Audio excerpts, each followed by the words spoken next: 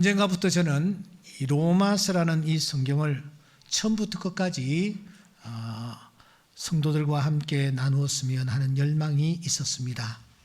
그런데 지금까지 그러지를 못했습니다. 마치 바울이 로마로 가려는 열망을 가졌으나 뜻을 이루지 못했던 것처럼 말입니다. 물론 그간의 부분들은 나눈 바 있습니다. 하지만 처음부터 끝까지 연속적으로 다룬 적이 없다라는 거죠. 로마서라는 책이 주는 무게감 때문이 아니었나 그렇게 생각을 해봅니다. 그런데 금년에 접어들면서 그야말로 전대미문의 코로나 사태가 터졌습니다. 코로나 사태가 일어나니까 교회가 문을 닫았다 열었다 했습니다. 예배드리는 횟수가 줄어들었습니다. 예배드리는 시간에 참석하는 회집수도 아주 저조했습니다. 무엇보다도 교회를 향한 세상의 눈빛이 아주 싸늘해졌습니다. 이런 와중에 로마서가 눈에 들어왔고 이때에 이 말씀을 나누어야 되겠다라는 그런 감동이 제 안에 찾아왔습니다. 그래서 로마서를 펼쳤고 한 장을 두 번에 걸쳐서 스피디하게 한번 다루어보기로 한 것입니다. 그런데 중간중간에 두 번이 아니라 한 장을 한 세 번이나 네 번, 다섯 번에 걸쳐서 다루고 싶은 그런 부분들도 사실은 있었습니다. 하지만 당초의 다짐을 번복하지 아니하고 달려오다 보니 오늘 로마서 강의 32회 16 곱하기 2의 한 장을 두 회에 걸쳐서 다루면서 여기까지 왔고 오늘 주일로서 로마서 대장정의 막을 내리게 되는 것입니다. 지난 한 해 동안 이 말씀을 통해서 하나님이 제 개인에게 주시는 은혜가 참으로 컸습니다. 또한 강해가 계속 진행되는 동안 따뜻한 애정으로 여러분들이 격려를 아끼지 않았습니다. 특히 코로나로 말미암아 여러분들이 교회 나오지 못하고 가정에서 유튜브로 혹은 CTS TV로 이렇게 예배를 드리는 분들이 갑자기 늘어나면서 주일날 아침 10시에 이 CTS TV에 저의 설교가 나가고 있는데 시청자분들이 많이 늘어나며 이분들이 분에 넘치는 관심을 저에게 보여주며 또 격려를 해 주셨습니다. 얼마나 큰 힘이 되었는지 모릅니다. 우리는 이 로마서라는 책을 통해서 구원받는 믿음이 도대체 무엇인지, 구원받는 믿음을 소유한 자들은 어떤 삶을 살아가야 하는지를, 어떤 열매를 맺어야 하는지를 우리가 그동안 정리를 한 바 있습니다. 이런 로마서의 결론이 로마서 15장 13절입니다. 이 15장 13절 소망의 하나님이 모든 기쁨과 평강을 믿음 안에서 너희에게 충만하게 하사 성령의 능력으로 소망이 넘치게 하시기를 원하노라. 이 말씀이 사실 본론의 끝부분입니다. 그렇다면 15장 13절 이후의 말씀들, 이어지는 나머지 부분은 도대체 뭐란 말인가? 단순한 인사요 혹은 마무리에 불과한가? 여러분, 전혀 그렇지 않습니다. 정말 이 부분에 중요한 메시지를 담고 있습니다. 그 이유를 우리는 로마서 16장 26절에서 확인할 수가 있습니다. 16장 26절에 보시면 영원하신 하나님의 명령과 그 신비의 계시를 따라 쓰여진 복음이 이 편지라고 그가 말하고 있습니다. 무슨 뜻입니까? 이 편지는 단순한 개인의 편지가 아니라는 것입니다. 성령께서 바울 사도를 감동감화시키시사 신비의 계시를 보여주셨고 영원하신 하나님이 명령하셔서 쓰여진 편지가 로마서라는 것입니다.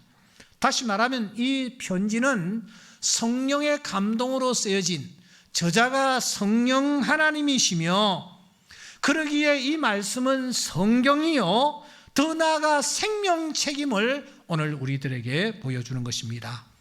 그 생명책에 30명이 훨씬 넘는 사람들의 이름이 여러분 빼곡히 기록되어 있지 않습니까? 그냥 넘어가도 될까요? 그냥 이 부분은 그냥 우리가 정리를 아무것도 아니다라고 그냥 스치고 지나가도 될까요? 이것이 의미하는 바는 그렇다면 무엇일까요? 오늘 여러분들과 함께 마지막으로 나누어야 할 중요한 주제입니다. 설령 지난 31번의 설교의 내용을 잘 기억하지 못한다 할지라도 오늘 이 예배에 참석한 사랑하는 성도 여러분, 오늘 이 말씀이 로마서 전체의 총결론입니다.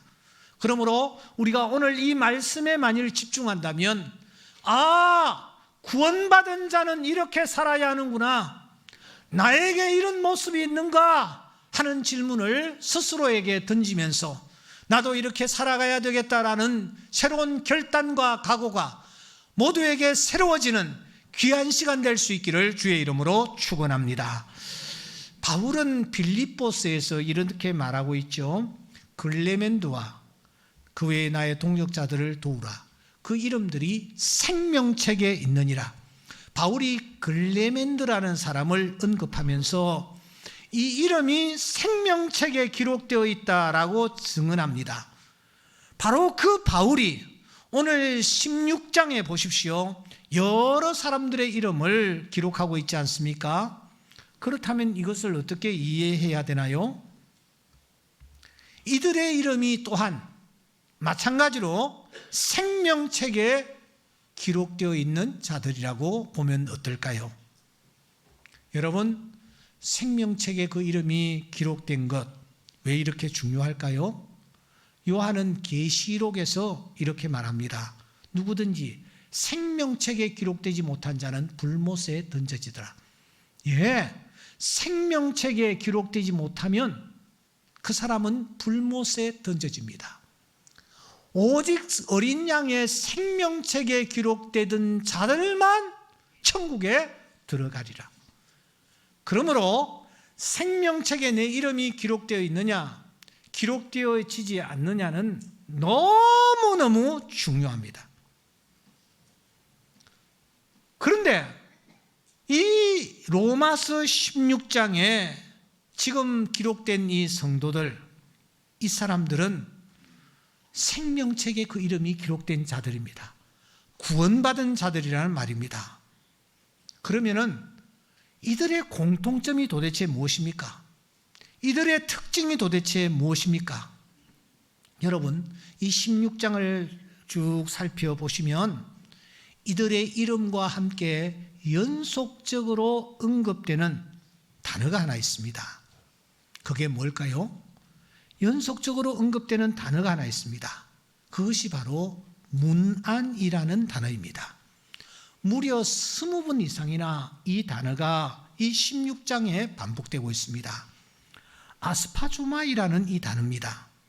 이 문안으로 번역되어 있는데 이 단어의 뜻은 단순히 안부를 묻는다 혹은 연락을 취한다 하는 정도가 아닙니다. 이 아스파조마이라는 단어는 끌어들이다, 내가 그냥 잡아당기는 거예요. 더 나아가 포옹하다, 환대하다, 이런 뜻으로 풀이가 됩니다. 한 걸음 더 나아가 이 아스파조마이라는 단어는 그 사람을 내 내리에 새긴다, 내 마음에 받아들인다 하는 뜻을 담고 있습니다. 단순히 그 사람에게 연락 취하고 카톡하고 그런 게 아니라, 만나서 밥 한 끼 먹고 그게 아니라, 연락을 주고받는 정도가 아니라 그 사람을 내 내리에 내 마음에 받아들인다. 이게 아스파조마입니다. 여러분, 빌립보서 1장 7절 말씀해 보시면 바울이 그 빌립보 교회 성도들에게 편지하면서 너희가 내 마음에 있다, 이런 표현을 쓰고 있습니다. 너희가 내 마음에 있다. 언젠가 파리의 연인인지 하는 그런 드라마에서 한 남자가 여자에게 내 안에 너 있다 이렇게 해가지고 굉장히 그 공전의 히트를 한 적이 있는데, 아마 그 작가가 이 성경 속에서 힌트를 얻었던 것 같아요. 너희가 내 마음에 있다. 내 안에 너 있다, 그런 얘기지 않습니까? 예, 이게 바로 아스파조마입니다. 이런 자세와 이런 마음을 가진 자들이라는 것입니다. 그러니까 여러분, 구원받은 자들, 생명책에 그 이름이 기록된 자들은 문안, 즉 아스파조마이가 있는 자들이다, 그렇게 정리가 됩니다. 그런데 바울은 이 문안이 있는 자들을 다시 두 부류로 나누고 있습니다. 16장을 한번 보십시오. 1절부터 16절까지 사람들의 이름이 막 열거가 되고 있죠. 그러다가 잠시 호흡을 가다듬은 후에 21절, 오늘 우리가 읽은 본문 그 이하에 보시면 또 사람들이 또 등장하는 것을 볼 수가 있습니다. 그러니까 1절부터 16절에 한 부류가 등장하고, 그리고 21절 이하에 한 부류가 등장하는 것을 볼 수 있습니다. 그러면 먼저 앞부분에 나오는 이 부류는 어떤 자들입니까? 우리가 지난 시간에 생각했습니다. 거기에 보니까 베베도 있고, 또 브리스가와 아굴라라는 사람도 있고, 더 나아가 루포와 그의 어머니도 거기에 있는 것을 우리가 확인한 바 있습니다. 이들은 어떤 사람들이었습니까? 이들은 정말 신실한 믿음의 일꾼들이었습니다. 그런데 이들만 있었습니까? 아닙니다. 여러분, 여러 사람들이 더 언급되는 것을 볼 수 있습니다. 그 가운데서 특별히 5절에 보시면 에베네도라는 사람이 있습니다. 에베네도, 16장 5절에 보면은 그는 아시아에서 처음 익은 열매니라라고 말하고 있습니다. 처음 익은 열매. 여러분, 언제나 처음 읽는다라는 것은 정말 쉬운 일이 아닙니다. 예수를 우리 집안에서 처음 믿는다, 우리 가정에서 처음 믿는다, 이게 쉬운 일이 아닙니다. 우리나라에서 양반들이 모인 곳이 저 안동이라는 동네입니다. 그 안동의 권씨가 아주 유명합니다. 여러분, 권씨 가문에서 처음 예수 믿는다, 이건 순교를 각오해야 합니다. 그 집안에서 쫓겨날 각오를 해야 합니다. 이와 같이 여러분, 처음 익은 열매는 중요한 것입니다. 그래서 하나님께서는 제일 먼저 처음 익은 열매를 우리에게 요구하시는 것을 볼 수가 있습니다. 에스겔서 20장 40절 말씀해 보시면 주 여호와의 말씀이니라, 내가 거기서 너희가 드리는 첫 열매를 요구하리라. 제일 처음 익은 열매, 하나님께서 귀하게 보신다라는 뜻입니다. 고린도전서 15장 20절에 보시면 예수님을 잠자는 자들의 첫 열매라고 말씀을 하시는 것입니다. 에베네도는 첫 열매였습니다. 가장 귀한 열매였습니다. 그런데 그 에베네도가 지금 무엇을 받고 있습니까? 다시 16장 5절에 보시면 내가 사랑하는 에베네도에게 문안하라, 그렇게 말하고 있습니다. 여러분, 에베네도가 문안을 받고 있단 말입니다. 바울과 고린도 교회 성도들로부터 이 에베네도라는 처음 익은 열매가 문안을 받고 있는 것입니다. 에베네도는 문안을 받는 사람이었습니다. 문안을 받으면서 믿음 생활을 했습니다. 6절에 보시면 마리아도 그러했습니다. 16장 6절에 보시면 너희를 위하여 많이 수고한 마리아라고 말하고 있습니다. 여러분, 마리아가 도대체 누구일까요? 성경에 보면은 마리아라는 이름이 참 많이 등장합니다. 왜 그랬느냐? 그 당시 유대 사회에서는 전설이 하나 내려오고 있었습니다. 메시아가 탄생하는데 그 메시아는 마리아라는 이름을 가진 여성을 통해서 탄생하실 것이다. 그래서 딸을 낳았을 경우에 대부분의 부모들은 자기 딸에게 마리아라는 이름을 붙여주었습니다. 그래서 성경에 마리아가 많은 것입니다. 여기 등장하는 이 마리아는 누구일까요? 저 베다니의 마리아였을까요?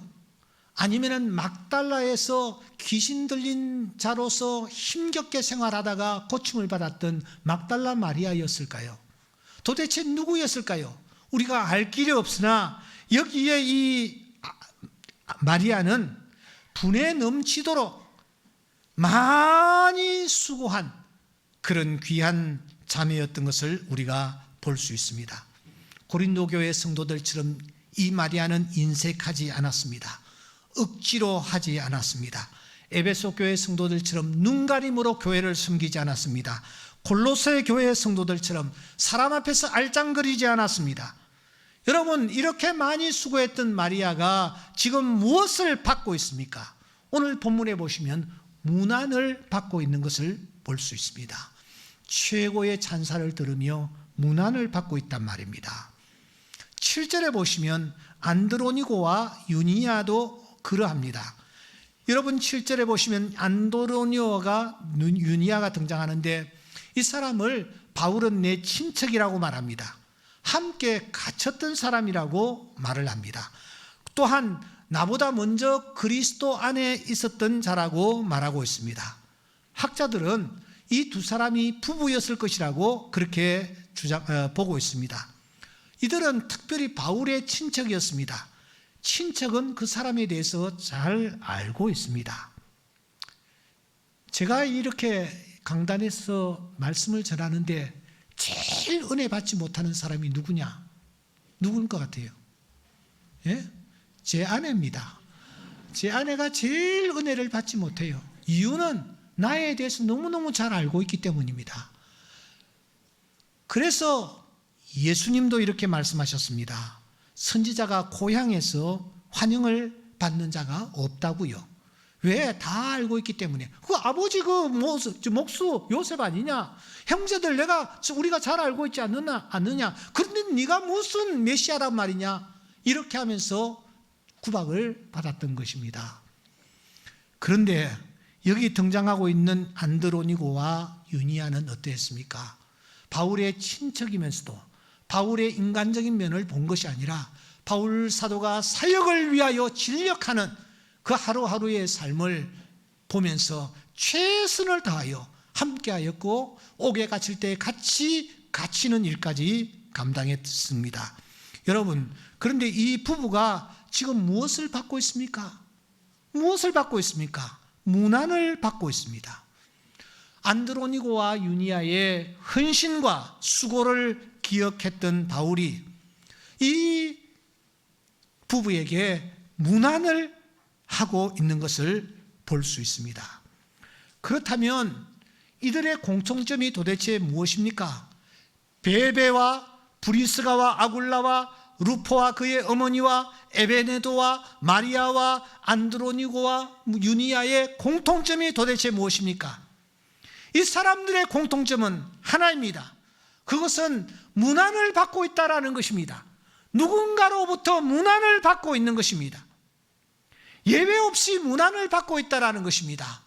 생명책에 그 이름이 기록된 자, 더 나아가 구원받은 자에게 나타나는 중요한 표징 중에 하나가 그 사람이 수고하고 애쓴 것에 대하여 그 누군가가 격려해주고 문안을 해주고 있다는 것입니다. 이것이 구원받은 자에게 나타나는 중요한 징표입니다. 여러분들을 향하여 누군가가 문안을 해오고 있습니까? 여러분들은 문안을 받고 있습니까? 베베처럼 말입니다. 브리스가와 아굴라처럼 말입니다. 루포와 그의 어머니처럼 말입니다. 에베네도처럼 말입니다. 안드로니고와 유니아처럼 말입니다. 마리아처럼 말입니다. 문안을 여러분 받고 있습니까? 그 다음에 오늘 본문입니다. 후반부에 등장하고 있는 이 사람들은 어떤 자들이었습니까? 이 사람들은 지금 고린도에 있습니다. 바울과 함께 있습니다. 바울의 복음 사역에 함께 진력하고 있단 말입니다. 구체적으로 누구였습니까? 디모데를 위시하여 8명이 등장합니다. 그 중에서 3사람만 역시 우리가 한번 나누어 보겠습니다. 제일 먼저 이 디모데입니다. 디모데는 어떤 사람이었습니까? 원래 그는 유스드라 출신입니다. 아버지는 헬라인, 그러나 우리는 그의 어머니 유니게와 외할머니 로이스를 더 기억하고 있습니다. 어머니의 신앙, 할머니의 신앙을 잘 이어받았던 이 디모데는 참으로 훌륭한 일꾼이었습니다. 특별히 바울 사도의 제자로서 바울 사도의 그 믿음과 성품을 쫓아서 최선을 다하여 믿음의 경주를 경주하며 복음 사역을 감당했던 자입니다. 그래서 오늘 성경 말씀에 보시면 바울은 디모데를 나의 동력자라고 부르는 것입니다. 하지만 그는 공적인 자리에서는 나의 동력자라고 불렀지만 사적인 자리에서 편지를 쓸 때는 다르게 불렀습니다. 어떻게 불렀습니까? 디모데후서 1장 2절에 보시면 사랑하는 아들 디모데야, 그렇게 부르고 있습니다. 디모데전서 1장 2절에 보시면 믿음 안에서 참 아들 된 디모데라고 부르고 있습니다. 여러분, 이 디모데는 AD 64년 바울 사도가 순교했을 때에 그 뒤를 따라서 하나님의 사역을 감당하다가 AD 90년경에 순교했던 훌륭한 사람입니다. 그 디모데가 지금 무엇을 하고 있느냐라는 것입니다. 여러분, 이 디모데가 무엇을 하고 있습니까? 오늘 본문에 보시면 이 디모데가 문안을 하고 있는 것입니다. 로마 교회 성도들에게 문안을 하고 있는 것입니다. 문안을 하는 것이 곧 믿음 생활이요, 신앙 생활의 핵심임을 오늘 우리에게 보여주는 것입니다. 바울 사도는 디모데는 복음을 위하여 부름을 받은 자입니다. 그런데 복음을 전하면서 이 디모데는 문안하는 이 일을 매우 중요하게 생각하고 나의 동력자 디모데가 너에게 문안하느니라, 문안을 하는 하루하루의 삶을 살아가고 있는 것입니다. 바로 이것이 신앙생활이요, 하나님께서 원하는 것이라는 사실을 그가 우리에게 보여주는 것입니다. 두 번째, 드디오라는 사람이 22절에 등장합니다. 드디오. 여러분, 로마서 다음에 고린도전서입니다. 고린도전서는 어떤 상황에서 쓰여진 책인 줄 아십니까? 고린도전서 1장 11절에 보시면 내 형제들아, 글로에의 지편으로 너희에게 대한 말이 내게 들리니 곧 너희 가운데 분쟁이 있다는 것이라. 이게 무슨 말입니까? 바울 사도가 고린도전서를 쓸 때는 어디에서 썼느냐? 저 아시아에 있는 에베소라는 곳에서 썼습니다. 아덴 아래 저 아래 고린도는 저 멀리 있습니다. 그런데 바울 사도가 에베소에서 고린도전서를 쓸 때에 무엇을 재료로 삼아서, 무엇을 근거로 이 편지를 썼느냐? 글로에가 전해주는 내용을 가지고 편지를 썼다라는 것입니다. 사랑하는 여러분, 그때 만일 이 글로에라는 사람이 마음에 어떤 앙심을 가지고 남에 대해서 편견을 가지고 편협된 자세를 가지고 엉뚱한 얘기를 바울 사도에게 전했다면, 그 엉뚱한 얘기를 근거로 바울 사도가 고린도 성도들에게 편지를 썼다면 이 고린도 전서는 정말 엉망진창이 되었을 거예요. 오늘 우리가 누군가에 대하여 이야기할 때에 정직하게 얘기할 수 있어야 합니다. 왕왕 교회에서 믿음 생활한다는 사람들이 카더라 통신을 얘기할 때가 많습니다. 자기의 생각, 자기의 기분, 자기의 감정을 실어서 다른 사람을 평가하고 다른 사람에 대하여 아주 좋지 못한 말들을 퍼뜨릴 때가 얼마나 많이 있는지 모릅니다.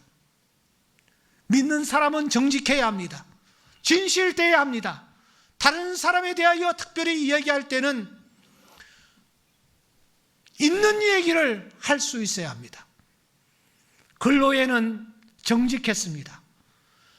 고린도 교회 상황을 정직하게 바울 사도에게 얘기했고, 그 내용으로 바울 사도가 쓴 편지가 이 고린도 전서라는 거예요. 로마서는 누가 기록을 했습니까? 바울이 기록했습니까? 아닙니다. 오늘 성경에 등장하는 이 드디오라는 사람이 기록을 했습니다. 드디어가 이 편지를 쓴 이유는 무엇이었을까요? 당시 가죽이나 파피루스에 글을 써야 하는데 전문적인 기술을 요했습니다. 그래서 전문적인 기술을 가진 이 드디오라는 사람으로 하여금 이 로마서를 좀 나 대신 써달라고 바울이 부탁을 하지 않았나 싶습니다. 그러나 그보다 더 중요한 이유가 있다고 저는 생각합니다. 그것은 이 드디오가 너무너무 신실하고 너무너무 정직했기 때문이라는 것입니다. 그래서 바울은 이 드디오를 대필자로 불러서 수고해 달라고 부탁한 것입니다.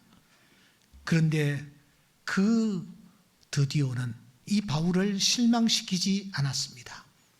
마치 연필처럼 붓처럼 그림자처럼 자기의 뜻이 아니라 바울의 뜻을, 바울의 생각을 그가 이 편지 속에 담아 로마서를 써나간 것입니다.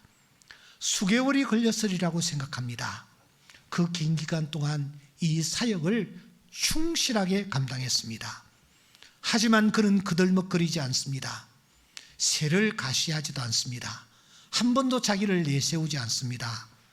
그러자 마지막 순간 문안을 전하는 시간이 되었습니다. 그때 그는 자기를 잠시 드러냅니다. 여러분 22절을 주목하십시오. 이 편지를 기록하는 나 드디오도 주 안에서 너희에게 문안을 하노라. 드디오가 지금까지 무엇을 해왔습니까? 바울을 대신하여 성경을 기록하고 있었습니다. 그런데 문안을 전해야 할 시간이 다가오자 드디오는 문안을 하는 일에 빠져서는 되지 않는다 하는 그런 사실 때문에 그가 문안을 하는 것입니다.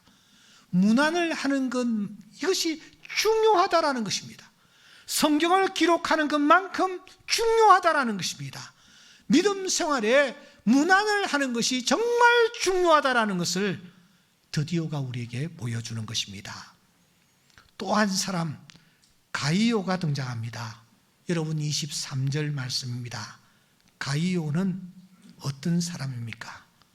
가이오, 고린도전서 1장 14절에 그리스도와 가이오 외에는 내가 세례를 베풀지 아니했다 그런 말이 있습니다. 바울 사도가 사역하면서 유일하게 두 사람에게 세례를 베풀었는데 한 사람은 그리스도였고 한 사람이 가이오였습니다. 그만큼 가이오는 중요한 사람이었습니다. 이 가이오가 많은 사람들에게 사랑을 받습니다. 축복을 받습니다.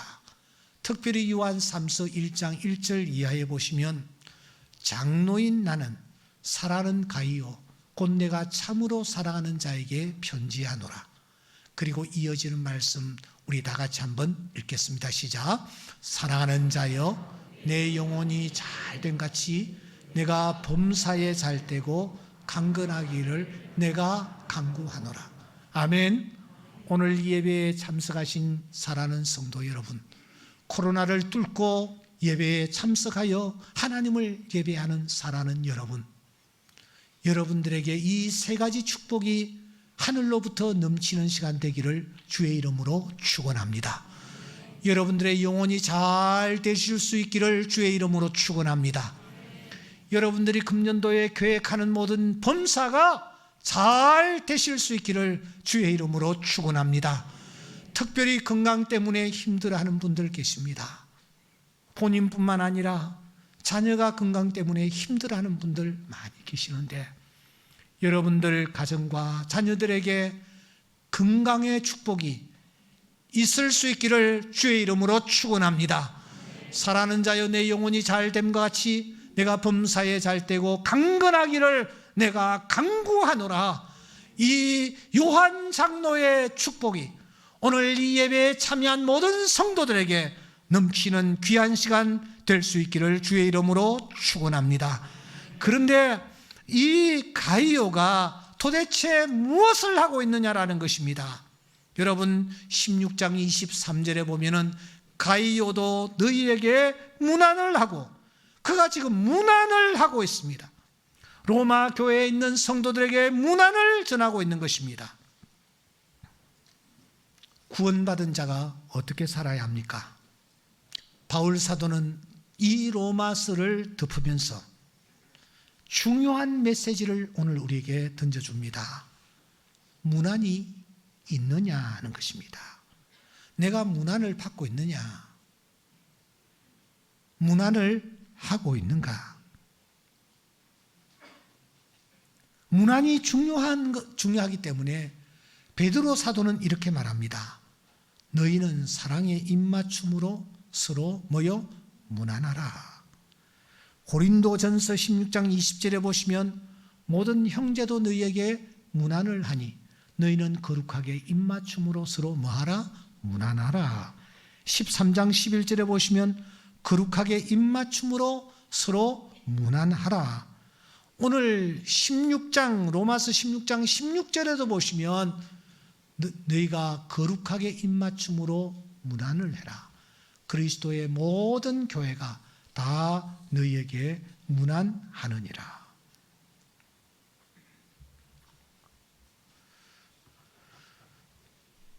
중국에서 최근에 있었던 일입니다. 엊그제 있었던 일입니다. 거동이 아주 불편한 친어머니를 아들이 생매장을 했습니다.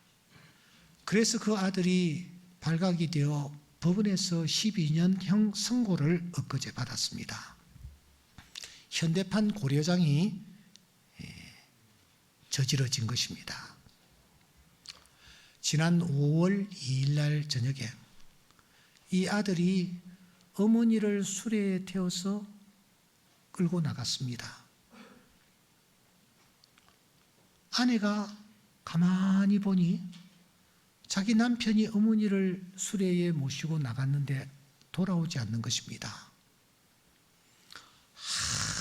한참 기다리니까 저녁 늦게서 이 아들이 돌아왔습니다.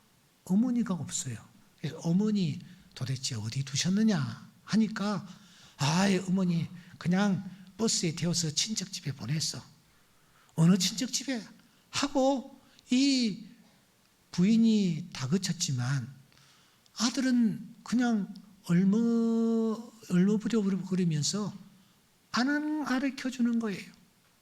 한참 다투다가 이 아내가 경찰에다가 신고를 했습니다. 경찰에 붙잡혀간 아들이 그곳에서도 계속해서 침묵으로 그냥 보냈다고 하는 겁니다. 그러다가 사흘이 흘렀어요. 사흘이 흐른 뒤에 이 아들이 이 경찰의 추궁에 어쩔 수 없이 입을 열기 시작했습니다. 너무 냄새가 나서 어머니를 수레에 싣고 저 깊은 산 속에 들어가 땅을 파고 어머니를 거기다 묻어버렸다고. 경찰이 그 아들을 데리고 현장으로 급히 사흘 만에 달려간 거예요. 여러분, 땅 속에 묻혔는데 그것도 사흘이나 흘렀는데 어떻게 됐겠습니까? 그런데 깊이 파보니까 무려 2m 되는 그런 구덩이 속에 들어가 있는 어머니가 살아있는 겁니다. 알고 보니까 그 위에 공간에서 있던 그 공기를 마시면서 어머니가 사흘째 살아계시는 거예요. 그래서 급히 그 어머니를 끄집어내어 가지고 병원에 입원을 시키고 그 아들은 12년형을 선고받은 것입니다. 저는 이 사건을 접하면서 이 며느리가 어머니를 문안하고 어머니에 대하여 관심을 가졌기 때문에 그 어머니가 살아날 수 있었구나, 그렇게 생각을 했습니다. 오늘 새벽전은 4시경에 교회에 나왔습니다. 이유는 제가 자다가 꿈결인지 제가 어떤 음성을 들었기 때문입니다. 그 음성은 이것이었습니다. 무난하는 것은 생명줄과 같다. 무난하는 것은 생명줄과 같다. 무난을 하는 것은 생명줄을 던지는 것과 같다.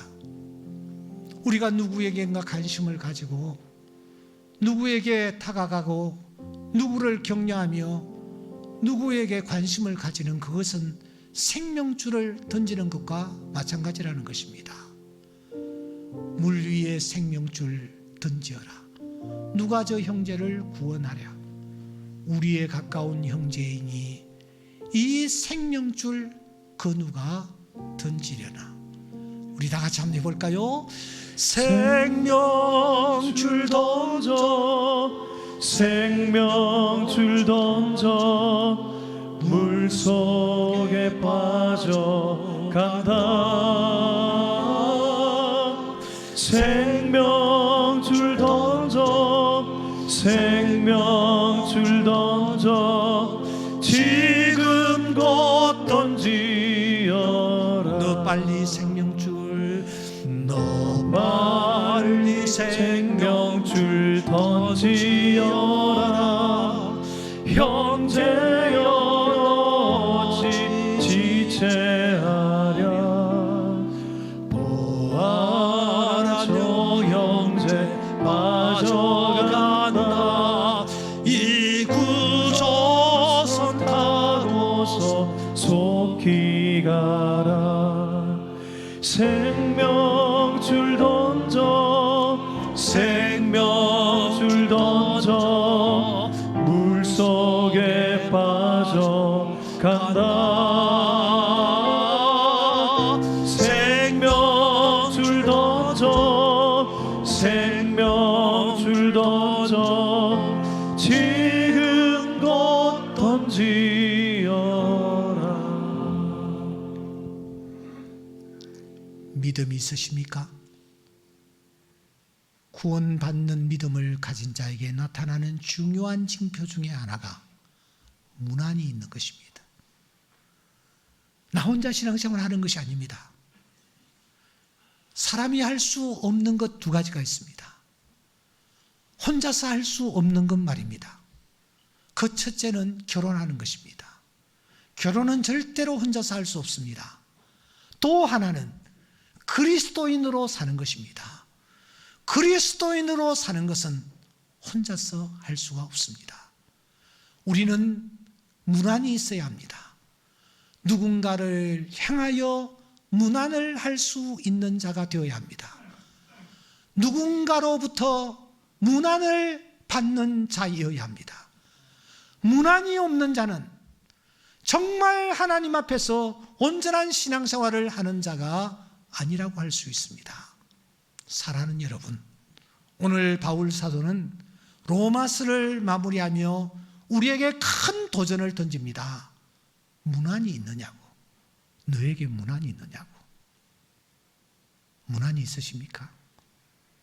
누군가를 향하여 문안을 하고 계십니까? 누군가로부터 문안을 받고 있습니까? 예수 믿는 사람들에게는 문안이 있어야 합니다. 이 문안이 다시 한번 회복되어지는 계기가 될 수 있기를 주의 이름으로 축원합니다. 기도하십시다.